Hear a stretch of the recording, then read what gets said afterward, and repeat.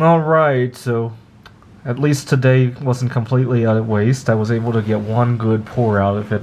This is the one that I did earlier that was all distorted and cracked. This one I think has only a very minor crack on it. I think I figured it out. You need it a little bit above the melting point of bismuth. I'd say once it's so here's how it works. You melt a big bar of bismuth, right? I think earlier I started with 20 pounds.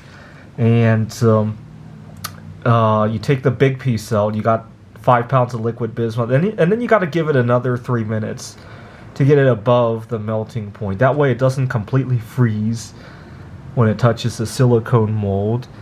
But even more importantly, you got to make sure that silicone mold doesn't move as soon as you start pouring, right? So that's why I didn't want to risk putting the graphite piece on top this time around.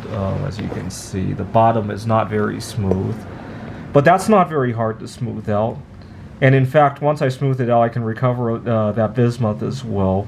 So like I said, I hardly ever lose any of the bismuth when I do these projects. It really pains me to see on YouTube a lot of people don't know how to recycle the bismuth oxide slag. In fact, I was just talking to one of the bismuth artists. He's going to collect that slag and sell it to me, so I get a cheap source of bismuth now. I'll make a video. Once I melt this guy down, it's going to create a lot of slag, so I'll probably get an opportunity to shoot a video, although maybe I don't want to teach that guy how to do it. No, I'll teach him. I'll teach everybody. Anyway, to give you an idea, even these little pieces of bismuth that flake off of the final piece, I recycle that too, because I see bismuth as being a non-renewable resource, right? Only 3 times as much of it exists as gold, and it actually has some use to it.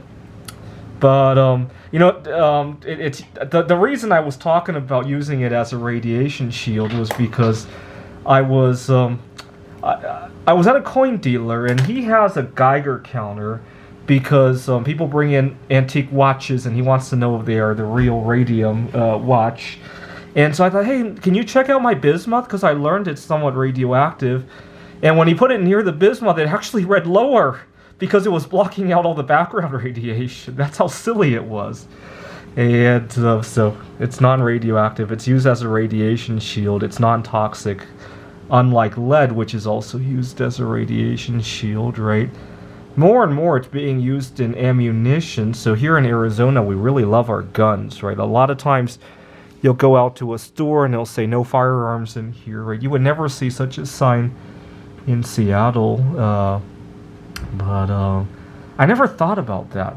If you're shooting deer and then you're eating it and you're eating the lead bullets, right?